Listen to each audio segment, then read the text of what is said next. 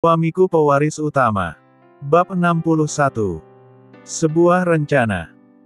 Karena merasa kesal, tanpa bersuara sedikitpun, Tommy meninggalkan ruangan itu, untuk menuju ke meja kasir, dan membayar bilnya. Setelah selesai, langsung pergi entah kemana. Kau ini Mon. Udah tahu Tommy lagi galau gitu, udah dapat uang ya udah, diam saja, jangan malah mengejeknya seperti itu. Dasar perempuan matre. Ucap Rizka sedikit kurang senang dengan sikap Mona tadi. Halo, hari gini tak matre, kiamat dunia tahu. Siapa suruh sombong gitu? Ya aku jadi sebel iya. Enak saja mau makek aku semalam. Emang aku perempuan apaan? Sanggah Mona membela diri dan mau menang sendiri. Kau sendiri yang salah. Siapa suruh menawarkan diri macam itu? Sebagai laki-laki normal dan berduit, tentu saja dia merasa tertantang, apalagi melihat bentuk tubuhmu itu, lelaki mana yang tidak tertarik. Bantah Rizka menyalahkan Mona sahabatnya tersebut. Kau bilang tubuhku ini bagus, tapi kenapa Hendy sedikit pun tak melirikku waktu itu? Ucap Mona merasa rendah diri. Hendy itu suatu pengecualian. Dari dulu saja, dia bukan lelaki mata keranjang, tak seperti pacar-pacarmu itu. Pantang melihat sedikit licin, langsung berpaling. Lagi pula Hendy itu tidak kekurangan wanita, kapan saja dia mau, bisa mendapatkannya dengan mudah. Apa kau tak lihat? Siapa nona cantik yang duduk di sebelahnya itu? Dari telinganya saja, wajahmu yang kau bangga-bangga itu, pasti kalah, apalagi kalau dibandingkan dengan wajah cantiknya itu. Jauh. Ucap Rizka mengejek Mona. Ah terserah kau sajalah. Mau cantik mau jelek, yang penting sekarang aku sudah banyak uang. Sekarang isi tabunganku sudah banyak. Setelah terkumpul sesuai seperti yang aku inginkan, maka aku akan membuka usaha, tak sama sepertimu, yang pandainya hanya menghabiskan uang orang tua saja, sementara untuk bekerja malas. Ucap Mona membalas ejekan dari Rizka tersebut. Kalian ini mau makan atau mau bertengkar? Kalau mau makan diam, kalau mau bertengkar, tuh sana di luar. Jangan di sini, mengganggu saja. Bentak Raymond sambil mengunyah makanannya yang hampir habis itu. Tumben kau tidak mengikuti tuanmu itu. Balas Mona meledek Raymond. Siapa yang tuanku? Enak saja. Aku bukan kacungnya, aku juga anak orang kaya, uangku juga banyak, tapi aku tidak sebodoh dia. Balas Raymond tidak mau kalah. Sekarang makanan di atas meja sudah habis, dan ini atas kebaikan dari Tommy. Kau pikir makanan yang kita makan ini harganya murah? Aku taksir bisa mencapai 245-280 juta. Ucap Rizka. Aku rasa lebih, karena lobster Australia ini saja, harganya sudah selangit. Sepertinya aku pernah melihatnya, harga seporsinya saja bisa mencapai 27 juta rupiah per 6 ekor. Bantah Dona teman sekamar Mona. Gila. Makanan apa semahal itu? Pantas saja restoran ini dijuluki dengan restoran mahal, tapi memang benar sih. Makanannya sangat enak sekali, tak percuma kita makan gratis di sini. Sambut Mona penasaran. Kau memang begitu. Sukanya makan gratis, tapi untuk mengeluarkan modal sendiri, tidak mau. Kata Rizka mengejek. Sudah. Kita pun sudah siap makan.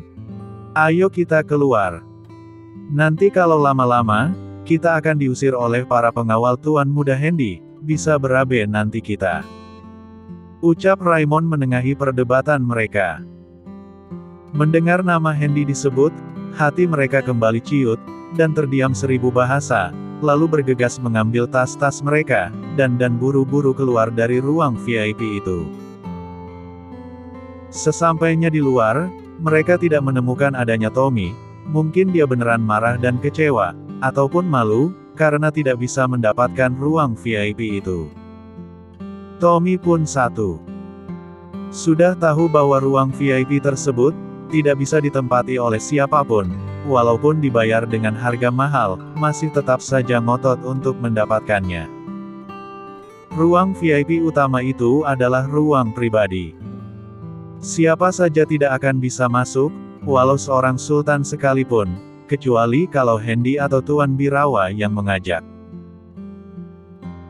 Karena Rizka, Mona dan yang lainnya itu tidak menemukan Tommy, dan juga karena sudah kehilangan mood untuk kemana-mana, Rizka memutuskan untuk kembali saja ke hotel, karena dia sudah merasa lelah dan mengantuk, mungkin dia akan tidur sampai hari menjelang malam.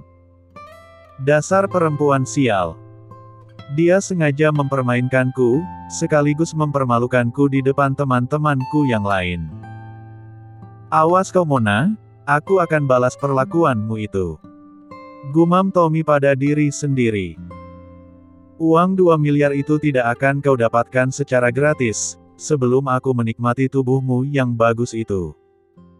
Jangan katakan aku Tommy, kalau tidak bisa mendapatkanmu.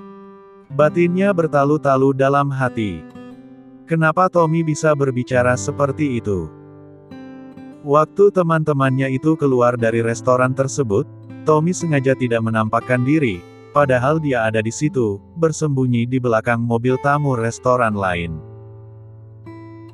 Setelah mereka meninggalkan restoran itu, yang tentu saja menggunakan 2 buah mobil yang mereka bawa tadi, Tommy pun keluar dari persembunyiannya, kemudian masuk kembali ke dalam restoran, dan langsung menemui manajer Alex.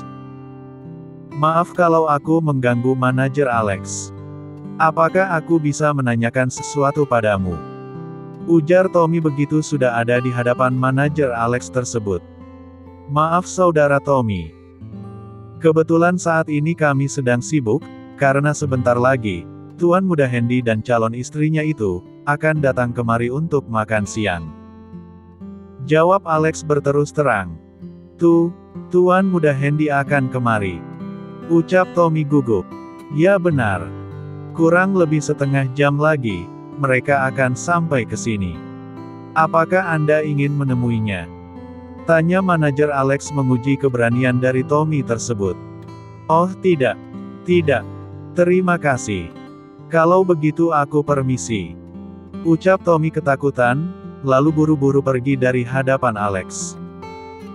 Manajer Alex yang melihat kelakuan Tommy tersebut, menggelengkan kepala saja, tapi dia tidak tahu, apa penyebab Tommy ketakutan seperti itu, dan dia tidak mau ambil pusing. Alex meneruskan pekerjaannya, dibantu oleh 10 anak buahnya, untuk mempersiapkan ruangan dan hidangan khusus bagi pemilik restoran tersebut. Tommy bergegas keluar dari restoran itu, kemudian kabur dengan langkah terburu-buru, menuju jalan raya, dan memesan taksi online untuk kembali ke hotelnya. Benar-benar apes nasibku hari ini. Sudah dikerjai habis-habisan oleh Hendy. Begitu pulang, Mona pula yang memprovokasiku, begitu sampai di restoran ini, malah keinginanku tidak bisa tercapai. Duitku pula melayang. Benar-benar sial. Gerutunya dalam hati. Tak lama kemudian, taksi online yang dipesannya tadi pun datang, dan membawanya pergi, menuju ke hotel yang selama 2 hari ini dia tempati. 20 menit setelah itu, 6 buah mobil mewah memasuki pelataran restoran eksklusif tersebut, dengan mobil Hendy berada di tengah-tengahnya. Setelah sampai, mobil mewah itu menuju ke areal parkir khusus, yang terletak di samping kanan restoran. Pengawal Hendy bergegas keluar, dan berdiri siap, layaknya seorang pengawal atau bodyguard, yang bersiaga, ketika tuan atau rajanya, ataupun bosnya keluar dari dalam mobil. 2 di antaranya, membukakan pintu mobil yang dinaiki oleh Hendy dan Ivory, setelah itu keduanya dipersilakan untuk keluar. Saat ini, Hendy tidak lagi menggunakan mobil Lamborghini-nya itu, tapi menggunakan mobil lain, yang jauh lebih mahal dari mobil Lamborghini-nya tersebut. Begitu pintu mobil terbuka, Handy dan Ivory pun keluar secara bersamaan, dari kanan dan kiri mobil tersebut, kemudian dengan perlahan memasuki restoran miliknya itu, dan disambut oleh sebagian besar karyawan, yang memang sengaja dipersiapkan oleh manajer Alex, untuk menyambut kedatangan pemilik restoran itu. "Selamat datang Tuan Muda. Selamat datang Nona Ivory," ucap Alex sambil membungkuk hormat ke arah mereka. Handy dan Ivory hanya mengangguk kecil ke arah Alex, begitu juga kepada karyawan-karyawan lain, yang sengaja dipersiapkan untuk menyambutnya. Dengan gagahnya Handy melangkahkan kaki menuju ke ruang VIP khusus miliknya itu, diiringi oleh para pengawalnya. 10 orang pengawal yang dulu ditugaskan oleh Handy, untuk mengamankan lokasi restoran tersebut, pun menyambut Handy dengan hormat. Sebelum Handy masuk tadi, pengawal-pengawal itu berdiri di dekat pintu restoran dengan sikap hormat. Setelah Handy dan Ivory lewat, mereka membubarkan diri secara serentak, diikuti oleh seluruh karyawan yang disiapkan oleh Alex tadi. Manajer Alex dan 10 orang pramusaji, yang sengaja disiapkan olehnya, dengan cekatan menata semua hidangan, yang memang sejak dari tadi sudah dipersiapkan oleh pihak restoran. "Silakan dinikmati Tuan Muda, Nona Ivory dan yang lain. Mohon maaf jika hidangan yang kami sajikan ini tidak sesuai dengan selera," ucap Alex takut-takut, kemudian memerintahkan kepada anak buahnya, untuk membuka seluruh tutup makanan, yang ada di atas meja. Begitu tutup hidangan dibuka, terbentanglah di depan mata mereka, banyak tersaji makanan-makanan kelas atas, yang harganya diperkirakan mungkin sekitaran 4 atau 500 juta. Jika harga makanan itu digunakan untuk membeli makanan lainnya, mungkin bisa untuk memberi makan orang sekampung, tapi di mata Handy dan orang-orangnya itu, makanan itu dianggap seperti biasa saja. Kecuali bagi beberapa orang pengawal elit baru, karena mereka baru kali ini makan bersama dengan Tuan Muda Handy, dengan sajian makanan yang belum pernah mereka cicipi itu. "Kau memang bisa diandalkan Alex. Aku senang dengan masakan kalian ini," kata Handy memuji masakan dari orang-orangnya Alex di restoran tersebut. "Ini sudah menjadi kewajiban kami Tuan Muda. Mohon tidak dipermasalahkan, jika rasanya terlalu asin atau kurang enak," jawab Alex merendah. Handy hanya tersenyum kecil, ketika mendengar ucapan itu. Dia sudah tahu, bahwa Alex saat itu sedang merendahkan diri di depannya. Padahal dia dulunya adalah seorang koki handal, yang pernah mendapat juara pertama, dalam lomba memasak tingkat nasional. Karena koneksi sangat sulit waktu itu, serta kekurangan modal, maka dia tidak mengembangkan usaha sendiri, dia malah melamar pekerjaan di Birawa Group, dengan spesifikasi sebagai chef. Karena ketekunannya itu, pihak Birawa Group, yang melihat potensi besarnya tersebut, mengangkatnya menjadi manajer, ataupun kepala di restoran mewah itu, yang tentu saja gajinya sudah tidak bisa lagi diragukan jumlahnya. "Sepertinya lobster ini enak. Apakah boleh dimakan?" ucap Handy tiba-tiba. "Silakan Tuan Muda," jawab Alex gugup, dan tidak menyangka, bahwa Tuan Muda Handy akan berkata seperti itu. Handy langsung mengambil lobster Fortune, yang dijuluki dengan Rolls-Royce of Lobster, harga per poundnya saja, Rp. 300.000 atau setara dengan $20 Amerika. Sedangkan saat ini, di hadapan Handy, juga yang lain, terdapat banyak sekali lobster jenis itu. Bukan hanya itu saja, di hadapan Handy, juga tersaji tiram yang sangat terkenal, yaitu tiram King Coffin Bay asal Australia. Beratnya bisa mencapai 1–1,5 kg per ekornya. Tiram seharga $100 Amerika, atau setara dengan 1,5 juta per potongnya, pun diambil oleh Handy dan Ivory. Entah kenapa, sejak dia menjadi orang kaya, Handy menyukai makanan seafood, selain makanan-makanan tradisional tempatan lainnya.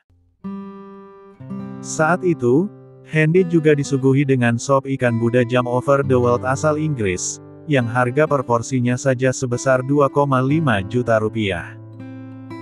Sedangkan di atas meja itu terdapat banyak sekali porsi yang sama. Selain hidangan-hidangan mewah itu, masih banyak lagi hidangan-hidangan mewah lainnya, yang tersaji di atas meja, baik di depan Hendy, maupun di depan anak buahnya yang lain. Ketika Hendy makan itu, dia tidak mau dikawal oleh siapapun. Bagi Hendy, anak buahnya itu adalah saudaranya sendiri, karena mereka telah bekerja siang dan malam untuk sekedar memastikan bahwa keselamatannya tidak terganggu.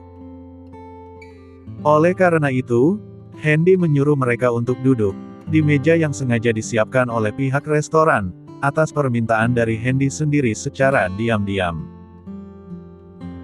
Dengan ragu-ragu, Hans, Robin, Burgon, Rams, Eric, Anjani, Ling Chia, Ling Hua, Ling Ma dan 3 gadis karateka, serta pengawal elit lainnya, duduk di meja yang sama. Dan hebatnya, tempat duduk mereka tidak terpisah dengan tempat duduk Hendy. Pihak restoran sengaja menyusun meja makan tersebut membundar, sehingga ketika dilihat dari kanan, kiri, depan dan belakang, mereka seperti sedang makan saling berhadapan, mirip seperti sebuah keluarga besar, yang sedang menyantap makan bersama. Emily yang waktu itu dijemput oleh Hans, atas perintah Hendy, untuk datang ke vilanya, saat ini sudah berada di sana, dan tidak ikut makan di restoran bersama Hendy. Dia ditahan oleh Tuan Birawa, untuk tetap tinggal di villa, karena banyak hal yang ingin dia bicarakan dengannya. Sedangkan Hendy hanya berbincang dengan Emily dan kakeknya itu, sekitar 1 jam. Setelah itu, dia mengajak bawahannya untuk makan bersama di Top Sky Restaurant, dengan meninggalkan Emily di villanya sendiri. Kehadiran Emily benar-benar diterima oleh Tuan Birawa. Di samping cantik, Emily juga mempunyai kepribadian yang baik. Tutur katanya sopan dan lemah lembut, hingga membuat kakeknya Hendy senang, dan bagai sedang berhadapan dengan cucu kandungnya sendiri. Saat Hendy dan anak buahnya sudah hampir selesai makan di Top Sky Restaurant itu, Emily dan kakek angkatnya, beserta Aaron dan pengawal-pengawal elit lainnya, baru saja akan mulai makan, yang menunya juga tidak kalah mewah dari menu yang disuguhkan di restoran tempat Hendy makan tersebut. Dengan ramahnya, Tuan Birawa mempersilakan anak buahnya untuk mencicipi hidangan yang telah ada di atas meja, karena dia ingin merayakan kedatangan cucu angkatnya itu. Maka jadilah acara makan tersebut menjadi ajang kekeluargaan untuk mempererat tali silaturahmi antara atasan dan bawahan. Tak lama kemudian, mereka pun makan dengan lahapnya, karena memang perut sedang lapar, ditambah lagi, menu yang dihidangkan di atas meja, merupakan menu mewah sehat dan lezat. 10 menit setelah itu, acara makan tersebut hampir selesai. Tuan Birawa menggunakan kesempatan itu, untuk menggoda Emily dan bawahannya tersebut, dengan berucap, "Ternyata cucu angkatku ini sangat cantik sekali. Jika kalian para pengawal elit, ataupun komandan tim tertarik padanya, harus meminta izin padaku," ujarnya bercanda. "Kakek," pekik lirik Emily dengan sikap manja dan malu-malu. "Kalau kalian tidak ada yang berani melamarnya, maka aku akan menjodohkannya dengan Hendy. Bagaimana?" ucap Tuan Birawa serius. "Mohon maaf Tuan Besar. Kalau saya lancang, dan sekedar mengingatkan. Bukankah Tuan Muda Hendy sudah memiliki Nona Ivory?" ucap Aaron memberanikan diri bertanya. Aaron menganggap serius ucapan dari tuannya itu. Apa salahnya kalau dia mempunyai lebih dari 1 istri? Bukankah dia mampu? Ditunjang lagi dia sekarang bukan orang sembarangan lagi. Bantah Tuan Birawa tak mau kalah. "Mohon maafkan ketidaksopanan kami ini Tuan Besar," respon Aaron merasa tidak enak hati. Dia kira Tuan Birawa marah padanya. Kau tidak salah, Iron. Apa yang kau katakan itu juga tidak salah. Aku hanya menggoda cucuku ini saja. Jawab Tuan Birawa menyembunyikan kekecewaannya tersebut. Awalnya aku menjodohkan Hendy dengan Maya, tapi Maya dengan halus menolak dan mengundurkan diri dari perjodohan tersebut, dengan alasan yang masuk akal, dan dia hanya mau menjadi cucu angkatku, sama seperti si Emily ini. Bagaimana menurut kalian? Tanya Tuan Birawa kepada orang-orang yang hadir di jamuan makan itu. Kami mendukung apapun yang menjadi keputusan Tuan Besar, karena kewajiban kami adalah untuk mematuhi segala perintah dan arahan yang diberikan. Jawab mereka serempak, termasuk juga Iron. Emily yang menjadi bahan perdebatan tersebut, hanya tersenyum kecil malu-malu. Di dalam hatinya bersorak gembira, tapi sekaligus sedih. Entah apa yang ada di dalam hati dan pikirannya tersebut. Emily pada awalnya memang menyukai Hendy, tanpa memandang latar belakangnya sekarang, Emily menjadi sadar diri. Ketika kawan-kawan sekampusnya dulu menjauhi Hendy, Emily malah merapat, dan tidak memperdulikan apapun yang diucapkan oleh orang-orang sekampusnya itu, apalagi setelah dia diselamatkan oleh Hendy, dari kejahatan segelintir mahasiswa, yang berniat kurang baik padanya waktu itu. Benih-benih suka, sayang dan cinta, sudah mulai tumbuh di hati Emily, tapi dengan pandainya dia menyembunyikan perasaan tersebut, dan tidak pernah diungkapkannya kepada Hendy sampai saat ini. Walaupun setiap hari, Hendy dibully, dicerca dan dihina. Emily tetap tampil sebagai pembela, karena dia tidak membeda-bedakan, apakah Hendy itu orang kaya atau orang miskin. Baginya, semua manusia itu sama. Karena sikap baik dan lembutnya itulah, Hendy menjadi bersimpati pada Emily, dalam artian bukan jatuh cinta, tetapi hanya merasa senang saja. Karena sebanyak-banyak temannya di kampus, hanya Emily yang selalu memberikan motivasi dan dorongan pada Hendy. Saat ini, karena merasa tidak enak menjadi bahan perbincangan di acara makan tersebut, Emily berkata, "Kakek, dan saudara semua, sebaiknya kita selesaikan makan dulu. Karena takut, makanannya nanti direbut oleh lalat." Ucapnya sambil bercanda. Mendengar ucapan Emily yang kocak tersebut, mereka jadi tertawa lepas. Hilang sudah ketegangan yang sempat terjadi beberapa saat tadi. Tuan Birawa pun demikian. Entah mengapa, dia begitu antusias untuk menjodohkan Hendy dengan siapa yang dia sukai. Ini bisa gawat. Padahal Emily itu kan awalnya hanya adik angkat Hendy, dan mereka juga sudah berikrar demikian.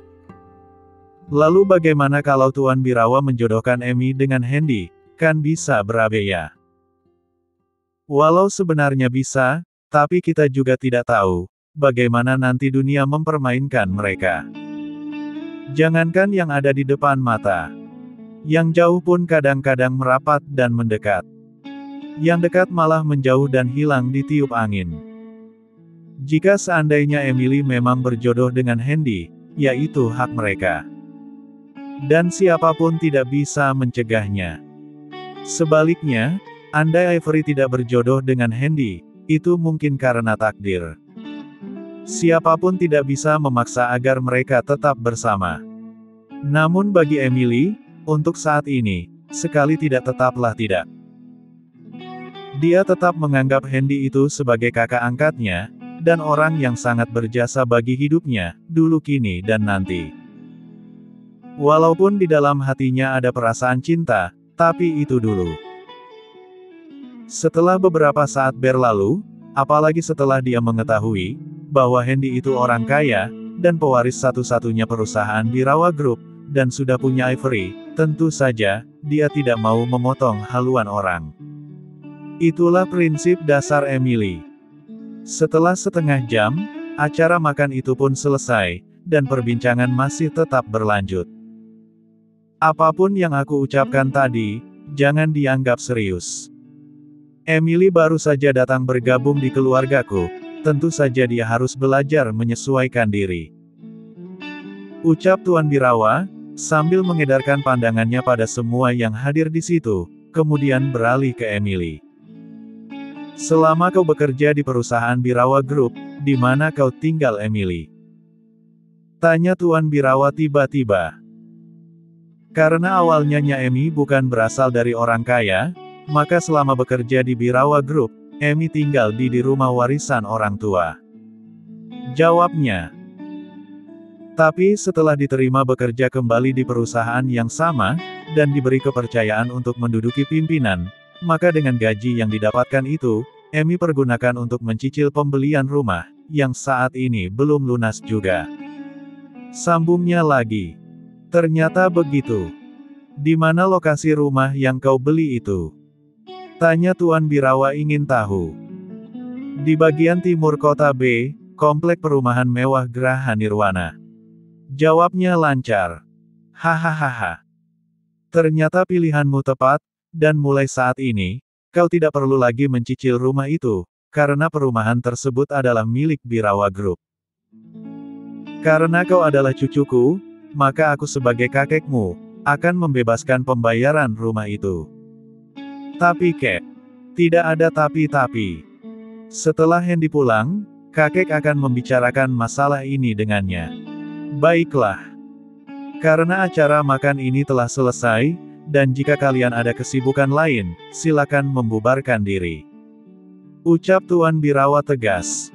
Baik Tuan Besar, kami undur diri. Jawab mereka serempak kecuali Iron. Bagaimana menurut pendapatmu Iron, kalau Emi ini, kita jodohkan dengan tuan mudamu? Tanya Tuan Birawa, sesaat setelah orang-orangnya itu pergi. Saya akan mengikuti semua perintah dan arahan dari Tuan Besar. Jawab Iron tidak mau gegabah lagi.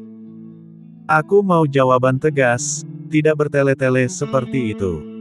Bantah Tuan Birawa tidak senang. Kakek. Bukankah kakek sudah tahu dan mendengar, bahwa Emily ini adalah cucu kakek, dan sekaligus adik angkat daripada Tuan Muda Hendy? Kalau kakek menjodohkanku dengan Tuan Muda, apa yang akan terjadi? Emi hanya ingin menjadi cucu saja, tapi bukan cucu menantu. Sanggah Emily menengahi ketegangan itu. Kalau kakek ingin agar Hendy beristri lebih dari satu, maka sebaiknya kakek membujuk kembali kakak Maya itu, untuk mau menikah dengan Tuan Muda. Ucapnya lagi. Kakek sudah berusaha membujuknya, bahkan Hendy dan Ivory juga sudah menemuinya, tapi keputusannya tetap. Dia tidak mau menikah dengan Hendy. Bantah Tuan Birawa apa adanya. Bagaimana Kek, kalau Maya itu dijodohkan dengan salah seorang dari pengawal-pengawal kakek itu? Ucap Emily memberi usul. Betul juga apa yang kau katakan itu. Kakek baru terpikir, setelah kau mengucapkan usul tersebut. Jawab kakeknya senang. Tunggu dulu. Memangnya apa hak kakek, untuk mengatur agar Maya mau menikah dengan pilihan kakek, sementara dia mempunyai orang tua, dan saudara kandung sendiri? Ucap Tuan Birawa merasa bersalah. Emily terdiam, baru dia menyadari, bahwa ucapannya itu jelas saja salah, karena dia melupakan keberadaan orang tua Maya, dan keberadaan saudara kandungnya itu. Oh ya, apakah kau sudah punya calon? Tanya Tuan Birawa tiba-tiba. Emily hanya diam saja, tidak berani merespon atau menjawab pertanyaan dari kakek angkatnya tersebut. Tapi beberapa saat kemudian dia berkata, sejujurnya Emily belum pernah menjalin hubungan dengan siapapun Kek, tapi kalau boleh jujur Emi berterus terang, bahwa orang pertama yang Emi sukai dan cintai dulu adalah Tuan Muda Hendy, karena kami berteman sudah cukup lama. Jawab Emily berterus terang. Kalau begitu kebetulan sekali, bagaimana kalau kau menikah dengan cucuku saja? Desak Tuan Birawa senang. Menikah dengan siapa kakek? Ucap seseorang yang tiba-tiba saja datang dari arah belakang. Hendy. Kebetulan sekali kau datang. Ayo cepat ke sini. Sambut kakeknya senang. Memangnya ada masalah apa, kek? Tanya Hendy penasaran. Kakek sedang berencana untuk mencarikan jodoh buat adikmu ini, karena usianya pun sudah pantas untuk menikah. Bagaimana menurut pendapatmu? Jawab kakeknya terus terang. Nah, itu sangat bagus kedengarannya. Hendy setuju saja, kek. Respon Hendy cepat, menimpali pernyataan dari kakeknya tersebut, namun sedetik kemudian Hendy berkata. Tapi apakah kakek lupa bahwa Emily ini walau cucu angkat kakek, tapi dia kan masih punya keluarga. Kalau kakek dengan seenaknya saja menjodohkan Emmy dengan orang lain, lalu bagaimana perasaan keluarganya? Ucap Hendy mengingatkan kakeknya itu. Benar juga apa yang kau katakan.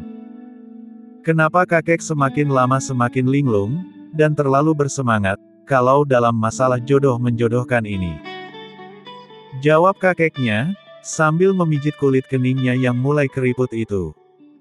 Apakah di kota B ini kau mempunyai keluarga Emmy? Ujarnya. Ada, kek. Dan tuan muda sudah mengetahuinya. Mereka tinggal di pinggiran kota B itu. Jawab Emily cepat. Jangan panggil aku tuan muda, ketika kita sedang bersama dalam keluarga ini, panggil aku kakak. Apakah kau sudah lupa Lily? Tanya Hendy mengingatkan Emily. Ya, Emmy lupa, kak. Dan kakak juga jangan memanggil Emmy dengan Lily lagi, tapi panggil dengan Emmy saja. Ucap Emily turut mengingatkan Hendy, dan Hendy hanya mengangguk kecil saja. Oh ya. Tadi Emily ada menceritakan, bahwa orang pertama yang dia kenal, dan dia sukai adalah kamu, Hendy. Apakah selama ini kau mengetahui perasaannya? Tanya kakek Birawa ingin tahu. Hendy tidak menjawab ataupun bersuara. Hendy hanya mengerutkan keningnya pertanda terkejut, dan tidak menyangka, bahwa selama ini, Emily ada menaruh hati padanya. Pantas saja sikapnya dari dulu sangat baik dan lembut pada Hendy. Hendy tidak tahu masalah itu, kek. Yang Hendy tahu, Emily ini, telah berikrar, bahwa dia hanya ingin menjadi saudara angkatku saja. Jawab Hendy mencoba mengelak. Jangankan saudara angkat, sepupu saja bisa menikah, kalau sama-sama mau. Atau bagaimana, kalau Emily ini kakek jodohkan denganmu saja? Tanya Tuan Birawa tanpa berselindung lagi. Kakek ini memang ya. Ketemu Maya langsung dijodohkan dengan Hendy, ketemu Emily dijodohkan lagi dengan Hendy. Nanti ketemu dengan orang lain, dijodohkan lagi. Lalu siapa sebenarnya yang kakek inginkan? Bukankah Hendy sekarang sudah memiliki Ivory? Protes Hendy mencoba mengingatkan kakeknya tersebut. Benar apa yang kau katakan itu, tapi kakek ingin agar Emily ada yang melindungi. Jawab kakeknya enteng. Apakah kakek lupa, dengan ucapan kakek sendiri? Jika Hendy menikah lebih daripada satu, maka di kemudian hari, akan menjadi fitnah, karena masing-masing keturunan Hendy, mungkin akan berebut harta warisan Hendy. Apakah kakek lupa? Bantah Hendy tidak mau kalah. Waduh. Kakek benar-benar lupa cucuku. Kalau begitu, kakak tarik ucapan kakek tadi, dan kau Emily, jangan diambil hati. Paham. Jawab Tuan Birawa tidak tetap pendirian. Paham, kek. Jawab Emily sambil tersenyum manis. Hari itu Emily benar-benar bahagia, karena disambut dan diterima dengan tulus oleh keluarga barunya itu. Sepanjang sore, setelah habis makan, Emily diajak oleh kakek angkatnya itu, untuk berkeliling kota Golden City, dan singgah di beberapa toko untuk membeli keperluannya. Ditemani oleh Iron dan beberapa komandan serta pengawal elit, Tuan Birawa dan cucunya mengunjungi beberapa hotel, restoran, toko dan lain-lain. Mereka disambut oleh karyawan, semua tempat yang mereka kunjungi tersebut, dengan penghormatan yang begitu tinggi. Ketika sedang berada di mall mewah miliknya itu, Tuan Birawa berkata, Kau carilah baju dan perlengkapanmu sebagai seorang perempuan, dan cari juga untuk keperluanmu bekerja, karena kakek tak mau, cucu kakek berpenampilan buruk dan tidak menarik. Ucap Tuan Birawa tulus. Tidak usah kek. Apa yang telah kakek beri itu, sudah lebih dari cukup. Emi tidak mau menyusahkan kakek nanti. Sangga Emily dengan suara pelan, tapi cukup jelas. Jangan berani membantah perintah kakek. Dan jangan membuat kakek kecewa. Protes Tuan Birawa tidak senang. Karena sudah diperingatkan seperti itu, Emily tidak berani membantah lagi, dan segera pergi ke bagian perlengkapan wanita, termasuk juga membeli baju-baju kasual dan baju-baju resmi, yang bisa dipakainya untuk bekerja. Nah itu baru cucu kakek. Jadi lain kali, kalau kakek perintahkan, jangan coba-coba lagi berani membantah. Ucap Tuan Birawa senang. Baik kek. Jawab Emily patuh. Dan kau juga Iron serta kalian semua. Hari ini aku yang belanja untuk kalian, cepat kalian cari. Kalau tidak ada di tempat ini, maka kalian boleh pergi ke tempat lain, dan jangan berani membantah. Ucap Tuan Birawa memberi kesempatan kepada pengawal-pengawalnya itu, untuk membeli keperluannya sendiri.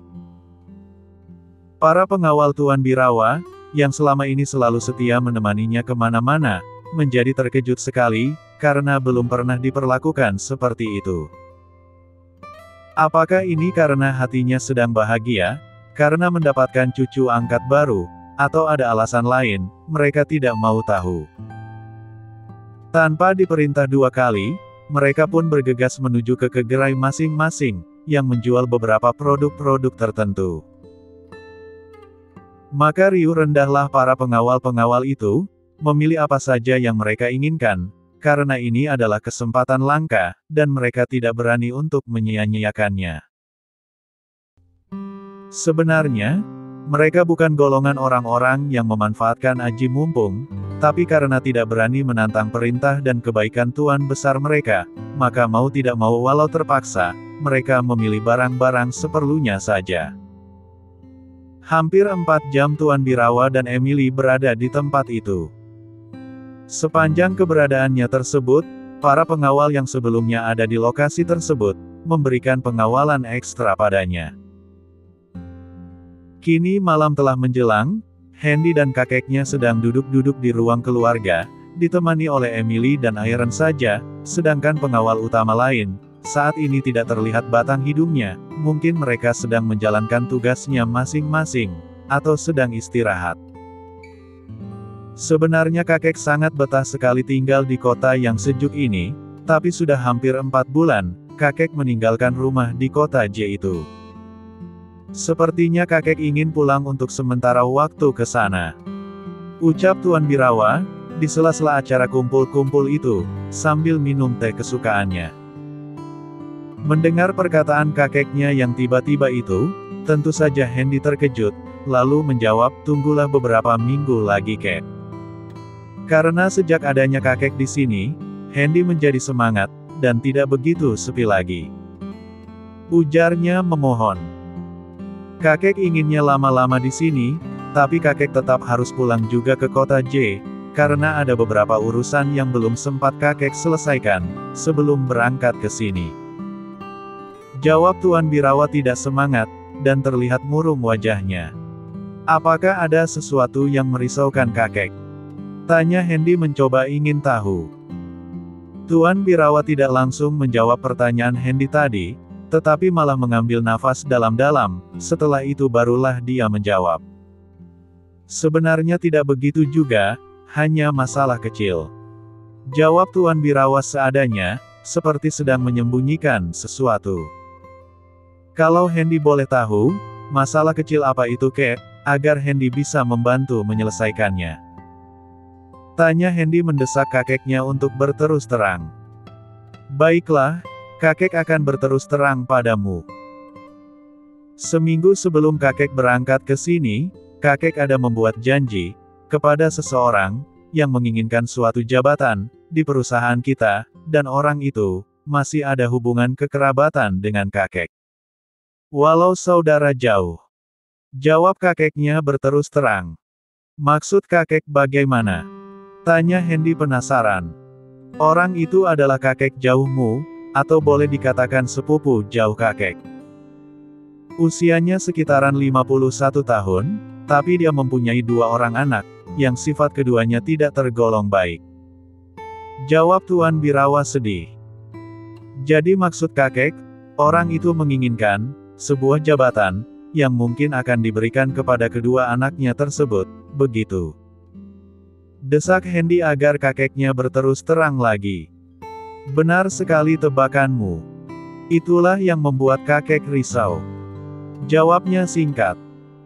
Sebelum kau ditemukan, kakek sudah sangat khawatir sekali. Kalau setelah kakek tiada, maka mereka akan menguasai perusahaan kakek itu. Tapi syukurlah, akhirnya kakek menemukanmu, sehingga bisa menyelamatkan perusahaan kakek yang kau pegang sekarang ini. Jawab Tuan Birawa apa adanya. Kenapa kakek tidak memanfaatkan kekuatan orang-orang kakek untuk mengatasi mereka? Tanya Hendy dengan analisa cepatnya. Ini bukan masalah kuat atau tidak, tapi kakek sudah terlanjur terutang budi pada mereka. Sejujurnya kakek katakan, waktu kakek muda dulu, kakak belum sekaya seperti sekarang ini. Dulu waktu kakek masih kuliah, sama sepertimu, kakek pernah tinggal bersama dengan mereka, walau tidak terlalu lama. Tapi kakek merasa tetap terutang budi, walau rumah yang kakek tumpangi itu, bukan rumahnya sendiri, melainkan rumah mertuanya, namun tetap saja kakek merasa tidak enak. Waktu kakek tinggal di sana, sepupu jauh kakek itu belum mempunyai anak, walau mereka sudah menikah cukup lama.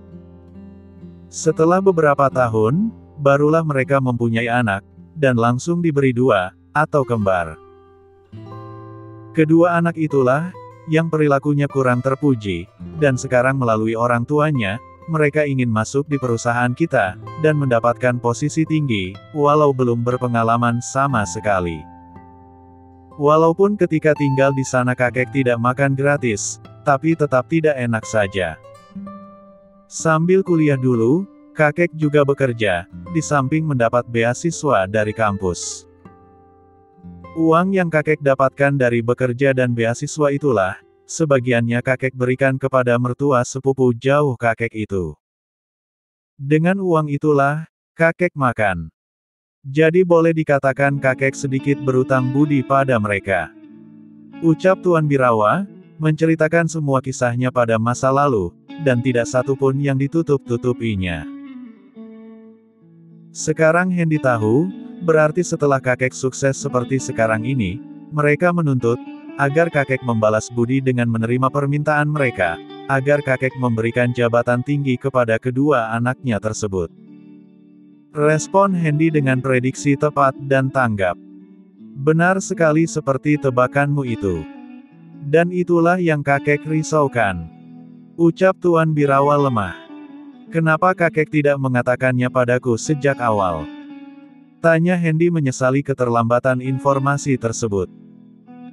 Sebenarnya kakek ingin berterus terang, tapi kakek khawatir akan membuatmu risau, atau menyebabkanmu bertindak sesuai dengan darah mudamu itu.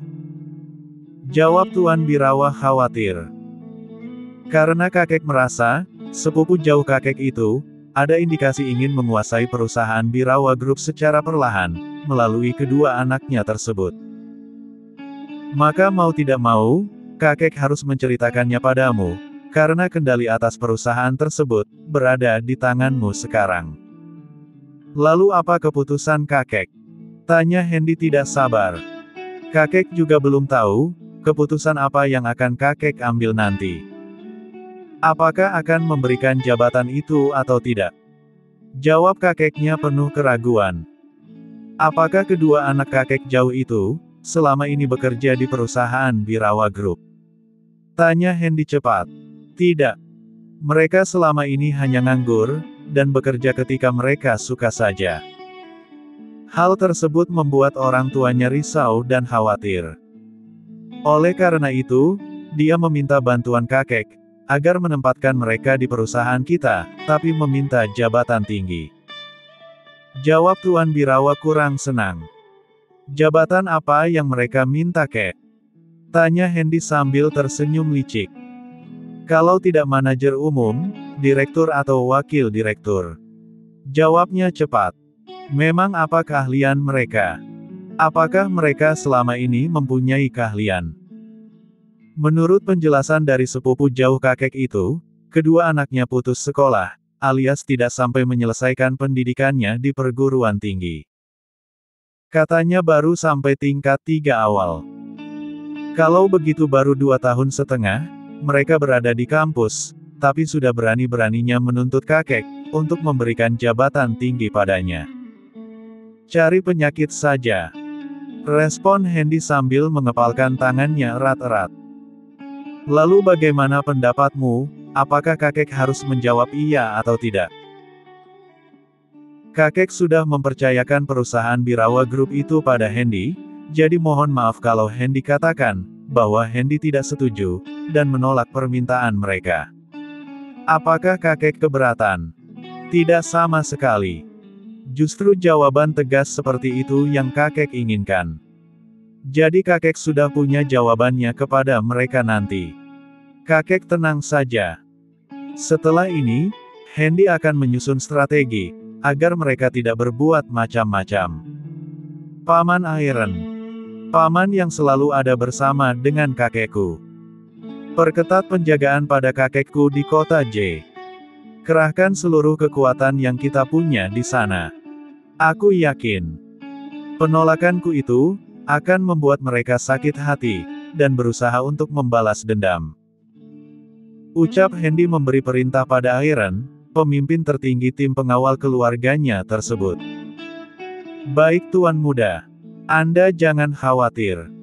Keselamatan Tuan Birawa, adalah yang paling utama bagiku. Jawab Iron tegas. Bagus. Dengan demikian, aku tidak perlu khawatir lagi. Respon Hendy senang. Jadi kapan rencana kakek untuk kembali ke kota J? Tanya Hendy tiba-tiba. Mungkin seminggu lagi, karena kakek ingin berlama-lama dengan cucu kakek ini. Agar dia dapat jodoh, jawab Tuan Birawa bercanda, sampai membuat wajah Emily bersemu merah karena malu. Apakah cucu kakek cuma Emily saja? Tanya Hendy cemburu. Ya jelas tidak. Kau adalah cucu utamaku, dan ini adalah cucu ketigaku. Jawab kakeknya diplomatis. Siapa yang kedua kek?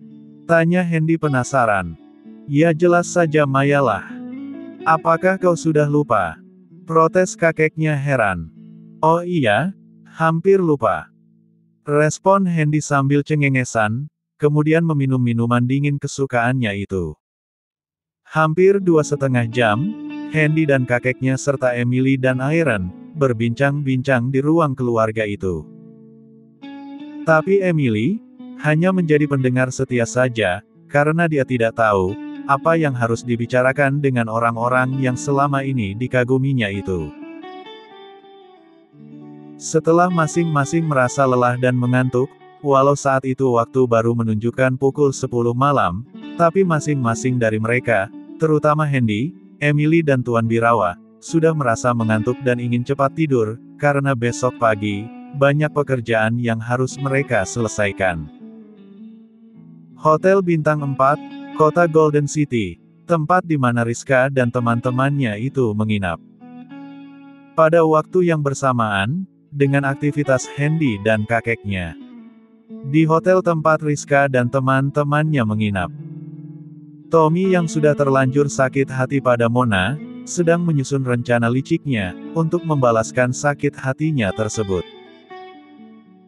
Dengan alasan ingin mentraktir sekali lagi, Tommy mengajak mereka, untuk makan di restoran lain malam itu juga, walau di hotel tempat mereka menginap, disediakan menu makan malam. Sambil tersenyum licik, Tommy berucap lirih, yang hanya bisa didengar oleh telinganya sendiri. Kau tunggulah pembalasanku Mona. Aku pastikan, malam ini kau akan jatuh ke tanganku. Tunggu saja.